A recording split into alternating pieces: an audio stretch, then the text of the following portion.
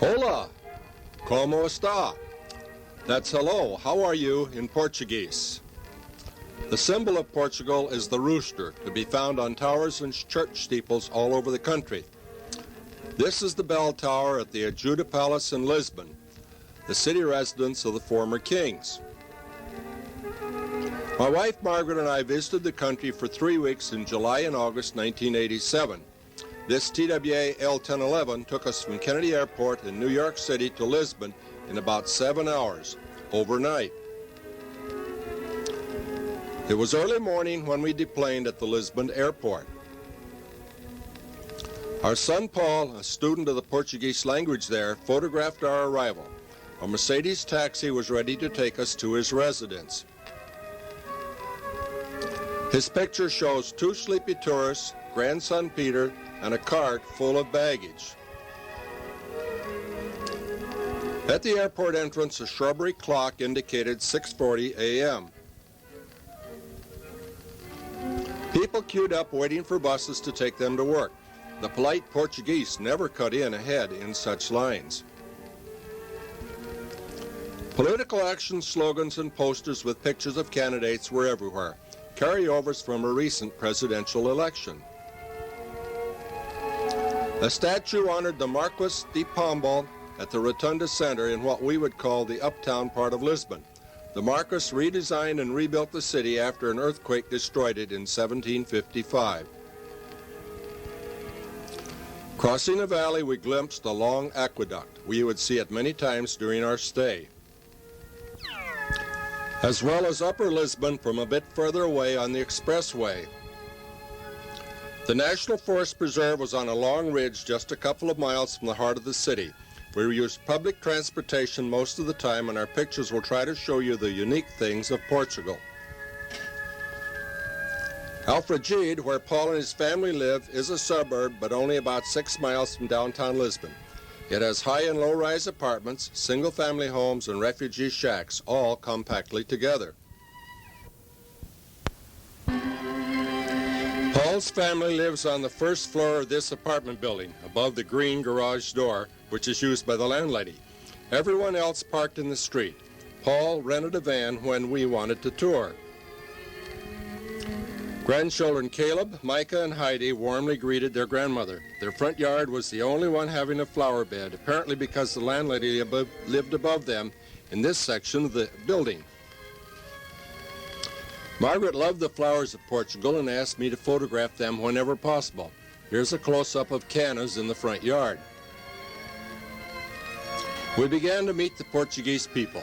Rita and Anna are neighbor girls, teenagers who help Paul and his wife, Marianne, by serving as babysitters. They want to improve their use of the English language. On the street, we met a typical couple. Many men wear caps. The women take their own shopping bags when shopping. No paper bags are available.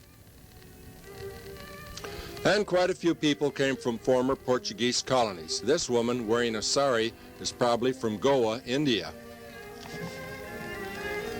While the blacks are most likely from Africa or Brazil.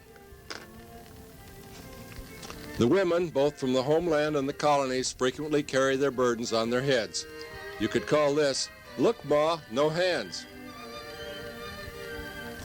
Widows, always dressed in black, are frequently seen. Some even wear mourning clothes for the rest of their lives, we were told. As noted before, the Portuguese people live in a variety of homes. Let's look at some of them. Here is a back view of the Alfragide Apartments complex. The parking lot serves the commercial center. But first I had to get a close-up of the flowering bush for Margaret. Many of the new high-rises are built out in the open country, just as in America. Portugal has a bad housing shortage due to the influx of refugees fleeing from the recently liberated colonies. Many new apartments feature false balconies in the back, where laundry is hung out to dry. The board railings are more decorative than practical. The high-rises are built with reinforced concrete pillars and floors. Tile walls and partitions are then laid in place and covered with stucco plaster. A final coat of white or colored paint finishes the job. Refugees from the colonies live in makeshift shacks at the edge of town. At the other end of the economic scale, this large house is in the suburb of Belém, the Lisbon suburb named for Israel's Bethlehem. Another nice home was at the top of Alfragide's Hill. Watchdogs barked at us from behind the fences of these places as we walked by. A different style home imitating a colonial fortress was in Amadora. Many houses are decorated with porcelain tiles on their outside walls. Older city housing with red tile roofs was seen in Algés. The most picturesque housing was in Lisbon in the old Alfama district. Now let's look at where the people shop. Alfragide has a supermarket called a supermercado, but it's more like one of our 7-Elevens. In a larger, true supermarket in Belém, beef was $50 a pound, while fish was quite cheap and usually very fresh, except for the sardines. The hypermercado, or hypermarket, is larger than a supermarket and more like a Kmart, but also sells groceries and furniture. It had 55 checkout registers, all busy on Saturday when the parking lot was overflowing. The Alfragide Drug Store, a pharmacia specialized in remedios. Note the cobblestone sidewalk and the ever-present dogs. The latter run loose. My grandson Caleb posed at the entry to the beauty shop, the Caballerero, which catered to both men and women. The bottom line says unisex salon.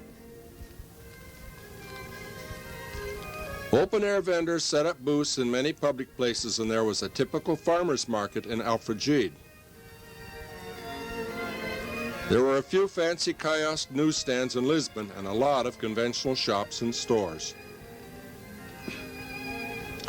The people get their entertainment in various ways, such as going to bingo halls. That's the National Soccer Stadium in the background. Near the airport, we went by the National Bull Ring. The Portuguese differ from the Spanish in that they let the bull live to fight again.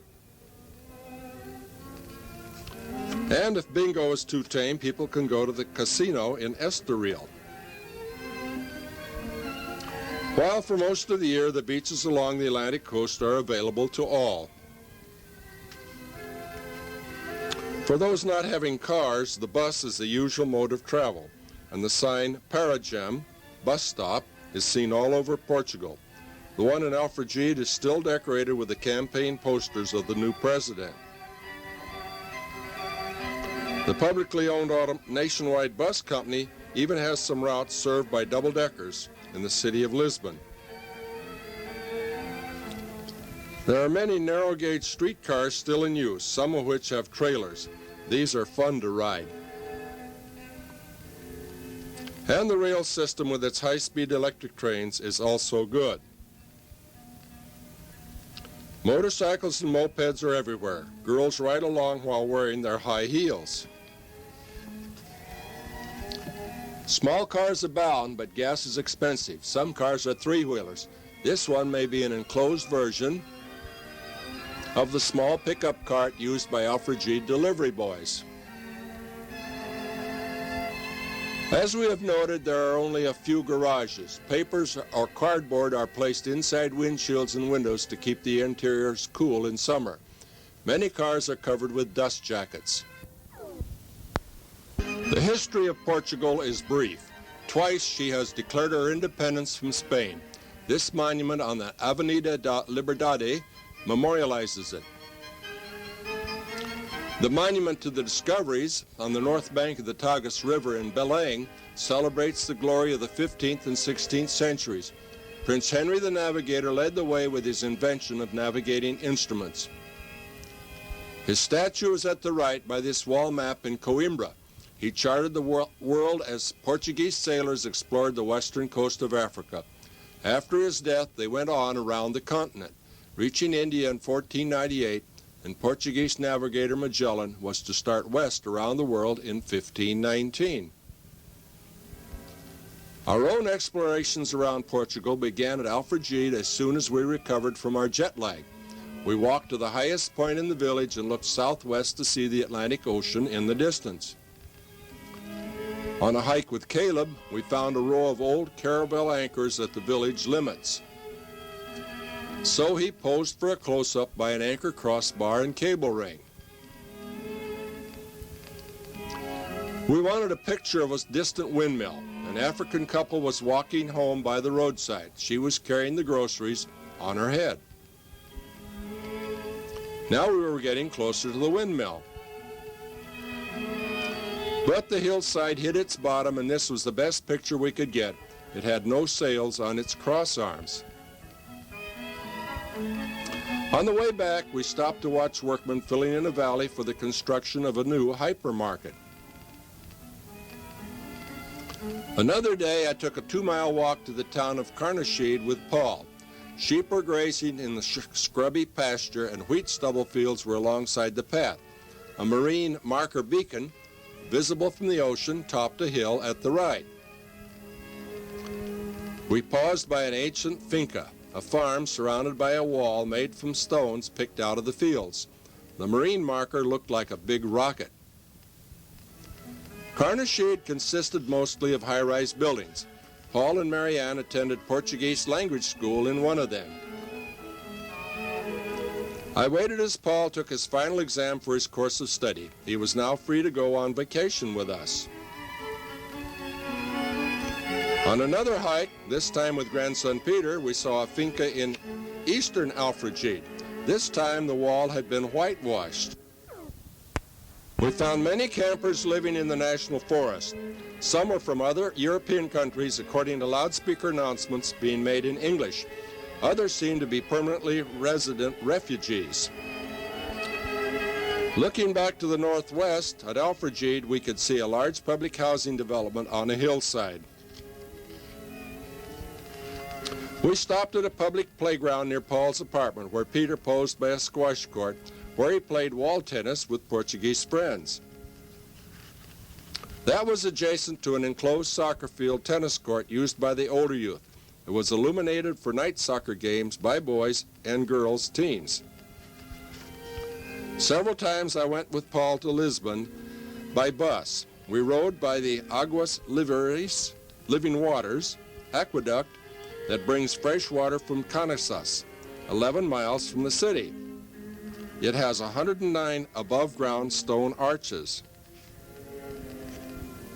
The final 14 being across the Alcântara Valley in northern Lisbon. It terminates in an underground storage reservoir at the lower left by these modern apartment and business buildings in upper Lisbon. In downtown Lisbon, the statue of the Duke of Terceira was in a public square. The cobblestone pavement had mosaic patterns in various colors. This part of town is in a narrow valley with steep sides. Some streets are closed off for pedestrian use only. Sand and chalk paintings were being made by artists directly on the pavement. Note the unused streetcar tracks at the right. The Santa Hosta elevator was built by the designer of the Eiffel Tower in Paris. At the end of Aurea Street, it takes people to the Barão Alto, the upper city, via a bridge hidden by the tower's superstructure. Paul wanted us to ride up the cliff on the cable car, a horizontal streetcar with wheels slanted at about 35 degrees, but was out of order. We had to walk up. The view from a park at the top was terrific. Here it is, looking southeast down the valley to the distant Tagus River. Across the valley to the southeast, St. George Castle was at the upper right and a large monastery at the left.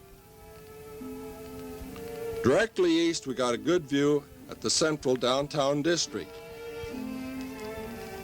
And to the northeast, beyond a lovely hilltop park, the northern downtown area with the Sheraton Hotel, the tallest structure in Lisbon on the central skyline. The airport is about 3 miles beyond the hotel. We walked a mile back to the Rotunda Circle in the memorial to the Marquis de Pombal. This is the bus terminal area where we can take the city bus directly to Alfragide, or, on our return, change to the sightseeing bus for the Lisbon City Tour. This, Margaret and I did on another day. The first stop was at the Ajuda Palace, the city residence of the kings of Portugal in the days of royalty, as noted before. A soldier was on guard at the entrance wearing a rather plain uniform. A commotion in the driveway was caused by a cavalry troop riding by. There was a display of halberd spears used by old-time guards on the wall of the first room we entered.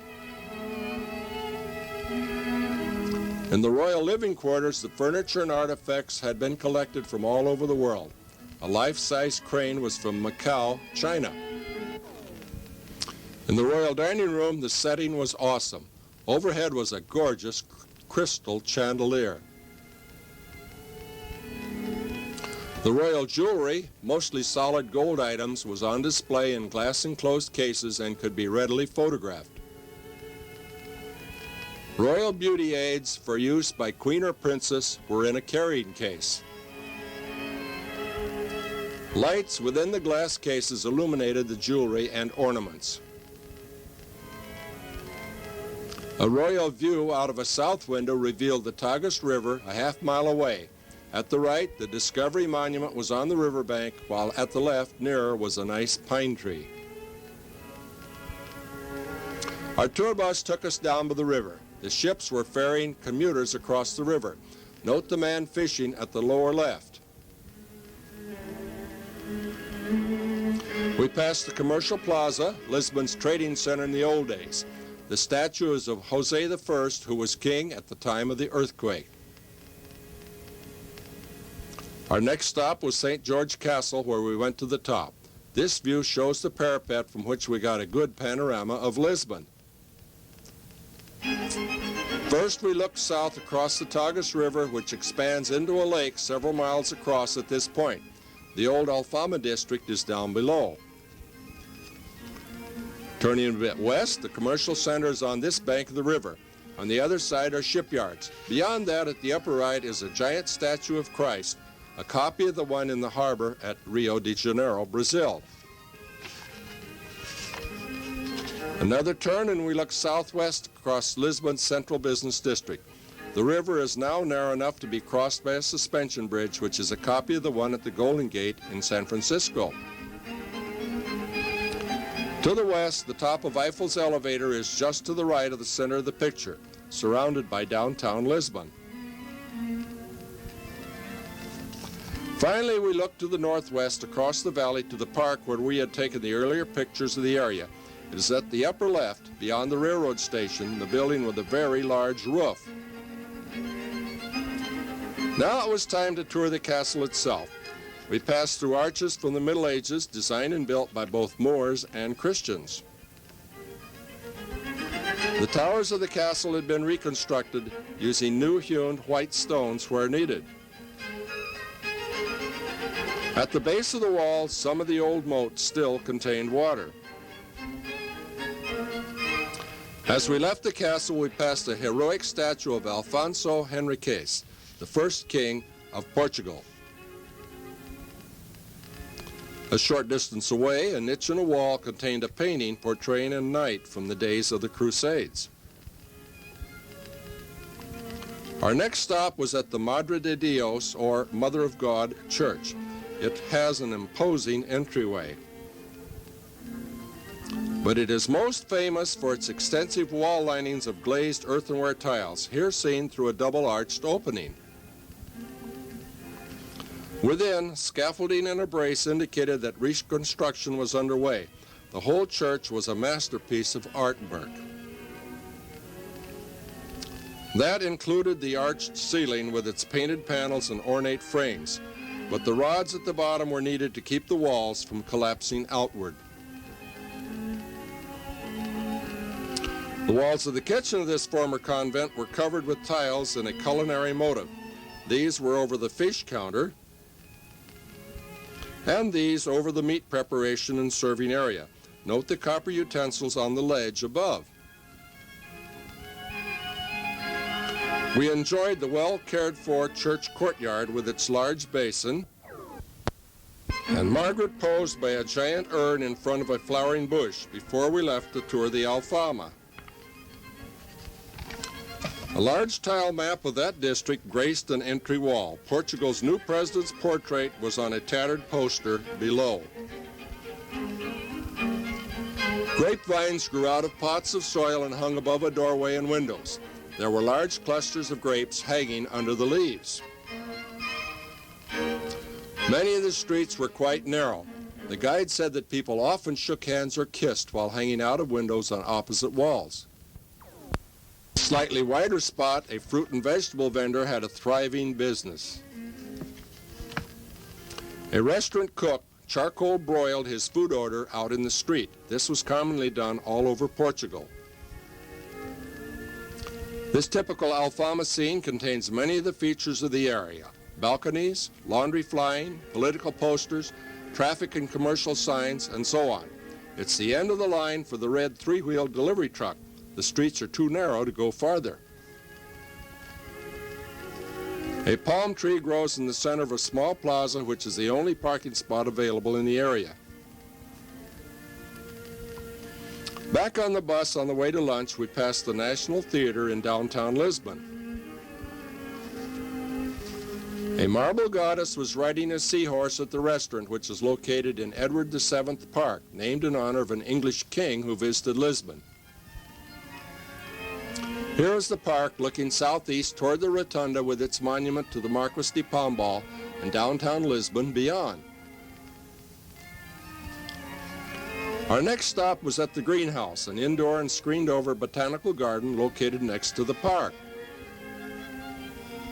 A friendly flamingo obligingly posed for his picture. But caged parrots did not have much choice in the matter. Of course, I had to stop to photograph trumpet vines in bloom and other exotica for Margaret, while she took her own picture of this desert succulent. Our ride to Belém took us under the suspension bridge, named the 25th of April because on that day in 1974, the people overthrew the 48-year-old dictatorship of Salazar and Caetano. In Belém, we stopped first at the Museum of the Coaches, housed in what was originally an 18th century riding academy connected to the Ajuda Palace. This is just one of the dozens of royal coaches on display, all from the horse-drawn vehicle days. All were inside, protected from the weather. They were of superb craftsmanship, and no two were alike. This close-up shows the carved gilded figures of decorations surrounding the driver's seat, which was softened by a nice cushion. Even his footrest was elegantly carved. Margaret's camera got a nice shot of several figures on the rear of one coach. The bottom two seemed to be black sleighs, one a musician. The miniature coach was said to be for carrying the statue of St. Mary in parades. And a small open carriage may have been drawn by two ponies while carrying children of the royal family.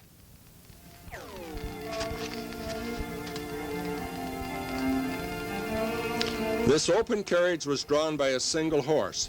Note the saddle for a separate rider to serve as a driver. A sedan chair was designed to be carried by two horses walking in tandem or by sleighs.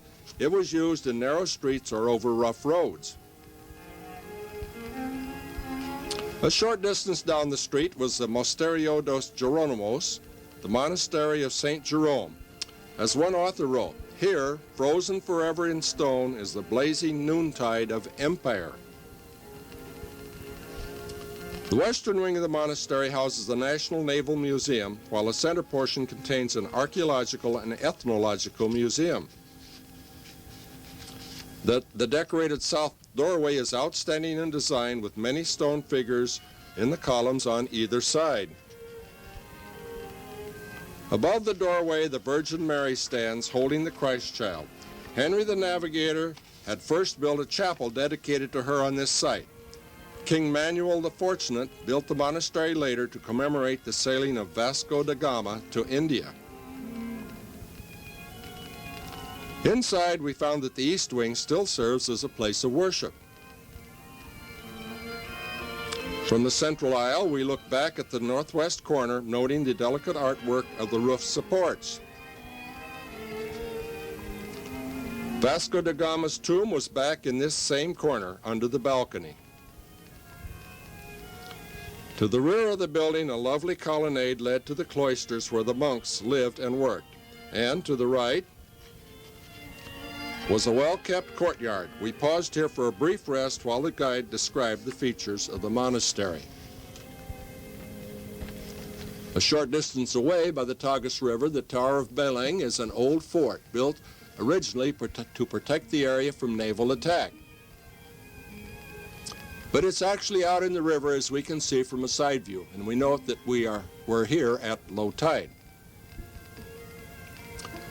The monument to the discoveries is upriver a half-mile or so. From the side, it's designed as a sailing ship. A caravel with sail becomes apparent. Prince Henry leads the way at the upper right, followed by crusaders, monks, navigators, and so on. Our city tour ended shortly after this stop. On a separate family trip to Beleng, we had seen the costume guards at the presidential palace, visited the monument to Prince Henry in the Central Plaza, and spent some time in the International Botanical Garden containing trees and plants from all over the world.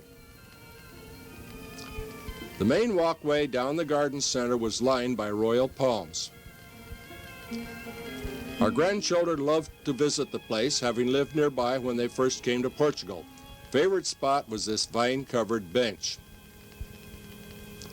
On another family trip to outlying areas, we saw the Pink Palace of Queluz, another royal family dwelling place, but in the suburbs. We were informed that Prince Charles and Lady Diane had stayed here when on a formal state visit to Portugal a few months before. About 15 miles farther from Lisbon was the village of Sintra, where Pena Palace, top a mountain, was the summer residence for the royal family. From the train station, a taxi took us to the palace. We walked up the last 100 yards, looking up at the towers and dome. The palace outer courts were quite fancy, the architecture being a mixture of Gothic, Renaissance, and Moorish styles. Margaret loved the clock tower and took her own picture of it. To the side was the private royal entrance from the coach and horses times when coming here from Lisbon took a full day over rough roads. Inside were the royal living quarters. The first stop was in the formal dining room where the table was all set for a state dinner. After which the party could retire to the sitting room and play a game of cards, listen to musical artists, or talk.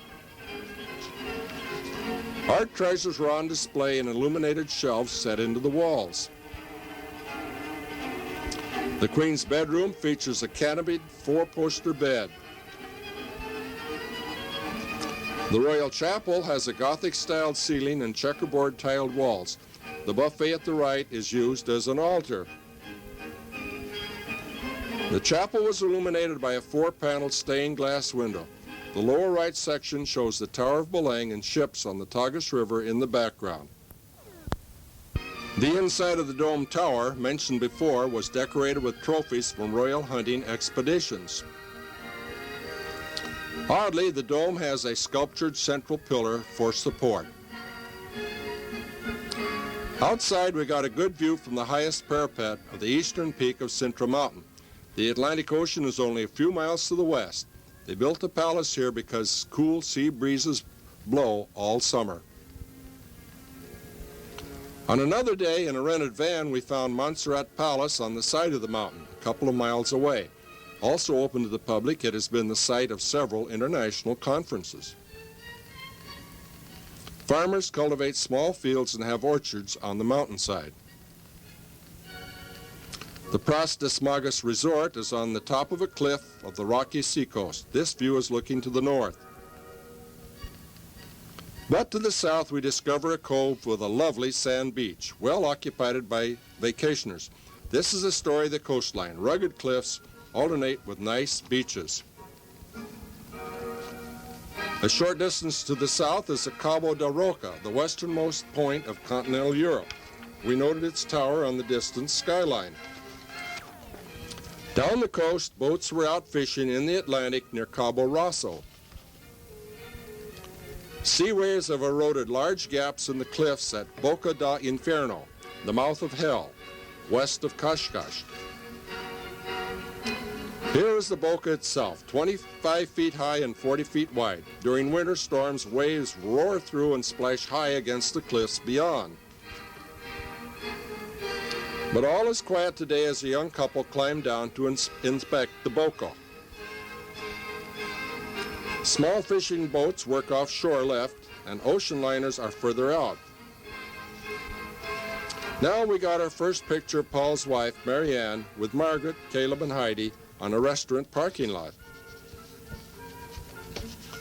This being a popular tourist stop, the vendors have set up booths across the road from the Boca.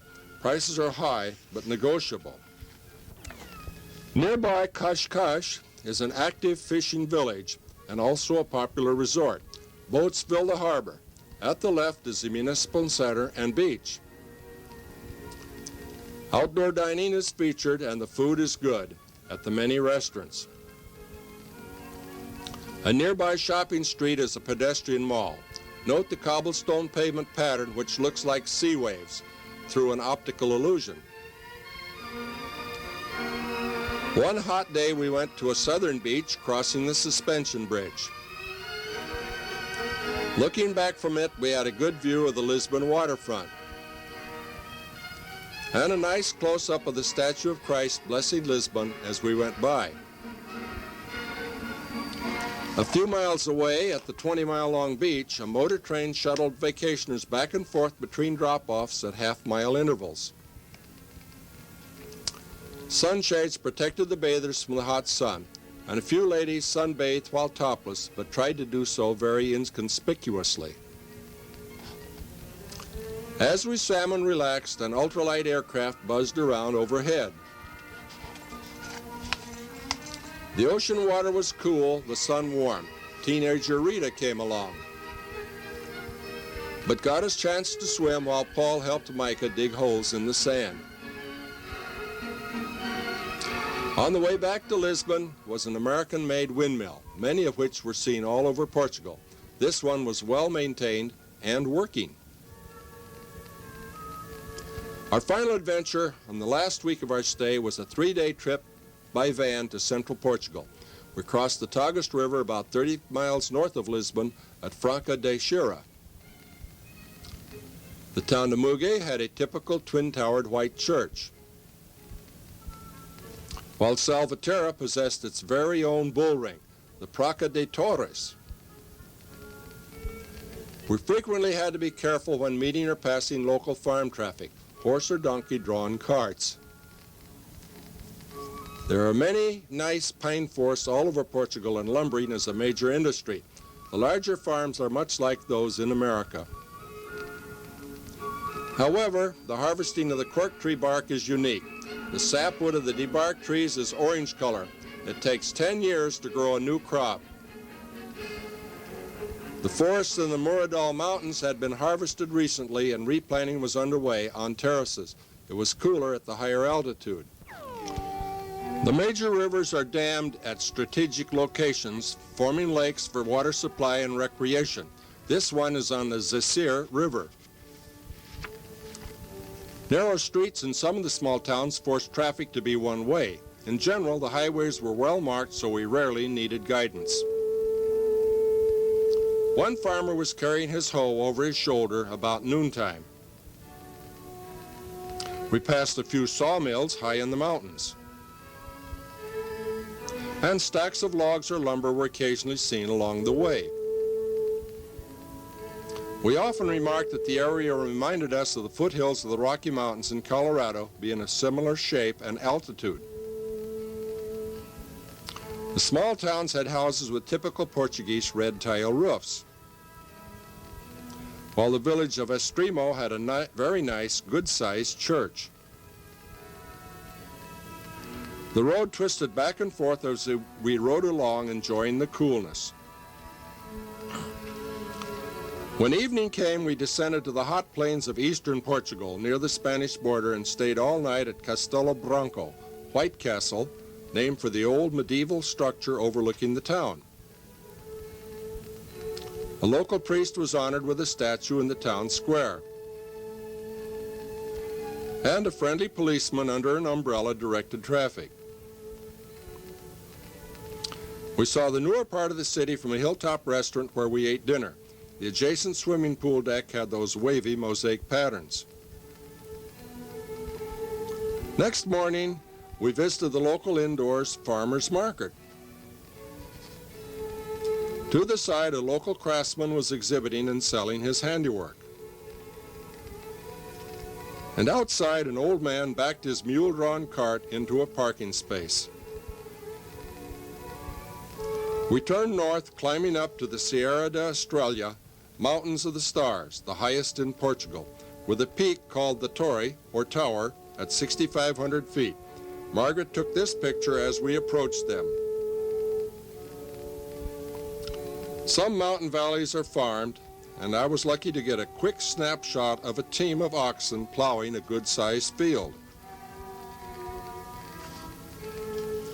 And a mountain woman was washing her clothes in a small brook. The red and white paint marked a roadside culvert. Orchards were planted on some of the mountaintops at lower elevations. While in the mountainside resort town of Vilha, there were high-rise buildings and a satellite TV antenna. High in the mountains, a forest or grass fire was burning. And Margaret got a picture of a popular ski resort area and a heavy winter snow area. In the spring, the melt collects in reservoirs for later use. We passed through a typical road tunnel. The poles were snow markers.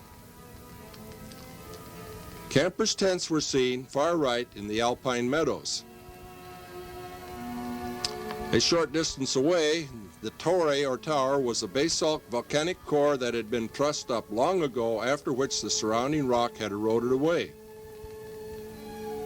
leaving a valley floor over 1,000 feet below. That's comparable to Chicago's own tower, the Sears. Rock formations atop a nearby mountain looked like a family of elephants marching off toward the horizon. A reservoir was filled with water only a short distance from the top of the highest flat-top mountain, which was dominated by a vandalized stone monument, 2 abandoned radar domes, and a 35-foot-tall stone tower at the right. From the tower top, we looked down at a typical outdoor market, the usual tourist trap, which featured all kinds of goods and souvenirs, including pottery, figurines, and so on, and locally made dairy products could also be purchased, as well as old cow and sheep bells, which were thrown into a heap, while cattle horns, cornos in Portuguese, and sheepskin blankets were mounted on racks and wires. In the background, thieves had stolen the cross that had earlier adorned the monument, according to picture postcards we were offered. Looking back to where we had been an hour before, we saw that the forest fire was now almost extinguished. Before we left the area, we took a picture of cattle that were resting at the foot of the stone tower after grazing on the lush summer grass. 10 miles down the road, the church in Sia was on a hilltop high above the old town walls. Here in the fertile valley, apple and pear trees were strung up on wires. In Caldos de Felguera, the hot springs of Felguera, we stayed at the Pension Modern, a genteel but good hotel. Marble is so cheap here it is used for window frames. The sunshade is typical of Portugal, a metal roller shade style of lengthwise slats that are perforated for ventilation. It may be locked for security. In the morning, the children played in a nearby park. The bench backs were covered with those ubiquitous tiles. A notice above the door of the town's chapel indicated it was built in 1856. A typical widow came to the town faucet to get her day's water supply. And quite a few people walked by on their way to the local hot spring for their morning asthma therapy bath. Even people from the U.S. were here for similar therapy, according to a boy from Brooklyn, New York. On the road again, we noted a family passing the library in Trexito. We were now headed southwest alongside the Mondego River. We had a short delay where the road was being rebuilt by heavy equipment. In roadside fields, the tassels and top leaves of field cord were being cut off, as at the upper right. We presume this made the new ears grow bigger. Farm women carried the fodder back to their homes for livestock feed. Housewives were doing the laundry down by the river, spreading the sheets out on sandbars to dry. The business center of Coimbra was typical of the larger towns, while the National University, the oldest in the country, occupied the hilltop above the town. Across the Mondego River, the convent of Santa Clara a Nova houses the tomb of St. Isabella, according to the guidebook. The big feature of Coimbra is Portugal dos Pequenitos, Portugal in miniature for the little ones, the children, built by a foundation grant. The exhibits are from all over the country, itself and its former colonies. These artifacts are from Angola. While this is a castle from the homeland, many of the former colony buildings are replicas of actual structures in those countries. Architecture of all types is presented and photography is encouraged. In the section designed especially for the children, the buildings are all built to a smaller scale so only the kids can get into them. Peter and Heidi pretended to take a ride on a miniature Indian elephant at the Goa exhibit. A restaurant pavilion beyond the miniature houses featured a tile mural on its porch wall. And flowering trees shadowed a little garden in which a stone dwarf sat. In an olive grove several miles southwest of Coimbra, a farmer stacked his hay over a wooden A-frame. 20 miles further on, twin castle-topped peaks guarded the town of Pombal as a commuter train waited on the railroad tracks. Leira is a larger town with its own castle on its high hilltop. We were now approaching the ocean, but still 80 miles north of Lisbon. At San Pedro de Mule, the esplanade is called Stars of the Sea. Many vacationers are enjoying the beach and the water. But the beach ends just below us and a rocky coastline begins. We headed south, stopping at the fishing village, artist colony, and resort of Nazaré. The bay is partially sheltered by a high cliff to the north and northwest. The long beach is deserted on this hot afternoon. The village is small but expanding rapidly from its seaside location. Some vacationers check the wares offered by the ubiquitous vendors. Parked cars partly blocked my view of some of the local fishing boats. I noted that a small artificial harbor had been constructed for the boats and got a good shot of one coming in under motor power. Later, we once more saw a rooster weather vane atop a steeple in Chemical. Heading back to Lisbon in late afternoon, a distant white dot reminded us that we had yet to get a close-up view of a Portuguese windmill. Miraculously, there it was a few minutes later on the other side of the road, and with 2 miniature replicas yet. And all 3 are equipped with cloth sails. What a fitting climax to our Portugal adventure, and we hope that you've enjoyed reliving it with us. We're happy to close with the usual farewell heard there, adouche.